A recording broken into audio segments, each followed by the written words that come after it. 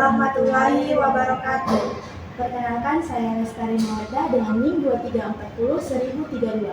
Dan saya Saskia Eka Ispianisa dengan NIM 23401054. Prodi Perbankan Syariah. Jadi di sini kami akan menjelaskan tentang jenis-jenis risiko bank syariah. Happy matching!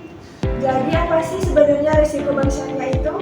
Jadi, risiko bank syariah adalah potensi kerugian atau ketidakpastian yang dialami oleh bank syariah dalam menjalankan operasionalnya.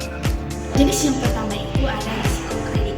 Risiko kredit adalah risiko kerugian akibat kegagalan nasabah dalam memenuhi kewajibannya kepada bank berdasarkan kesepakatan yang telah disepakati. Salah satu faktor penyebabnya yaitu kondisi ekonomi yang tidak stabil dan kebijakan pemerintah yang berubah sehingga berdampak pada ketidakmampuan nasabah dalam memenuhi kewajibannya. Yang kedua ialah risiko operasional. Risiko operasional ini disebabkan oleh akibat ketidakcukupan atau kegagalan, mulai dari kegagalan sistem, kegagalan faktor manusia, maupun kegagalan dari pihak eksternal. Jenis yang ketiga adalah risiko investasi.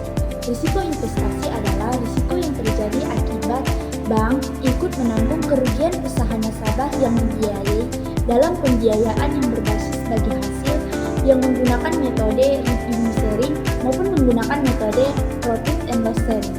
Yang keempat ialah risiko hukum. Risiko yang diakibatkan oleh tuntutan hukum atau kelemahan aspek yuridis, yang mana penyebab salah satunya ialah adanya proses litigasi. Proses litigasi adalah gugatan dari nasabah melalui pengadilan. Hal inilah yang menjadi pengaruh adanya risiko hukum. Jenis yang kelima itu ada risiko likuiditas.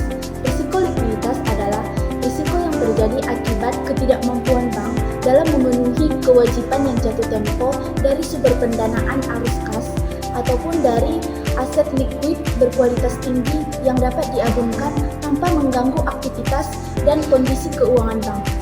Keenam ialah risiko kepatuhan.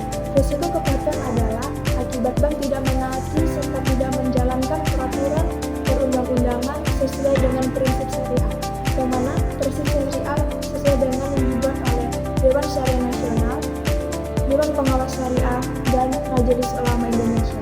Jadi jenis risiko yang ketujuh itu adalah risiko pasar.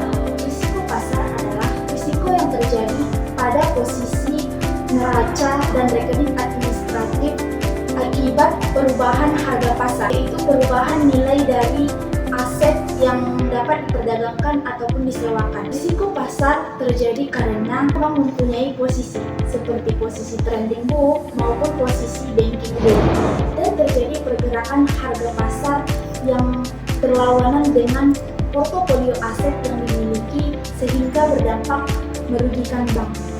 Yang kedelapan ialah risiko strategi.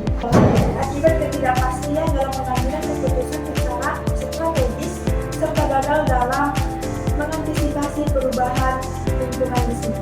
Nah, penyebabnya ialah yang pertama adalah adanya penyimpangan antara RBB dengan realisasi bisnis. Hal inilah menjadi penyebab adanya risiko strategi.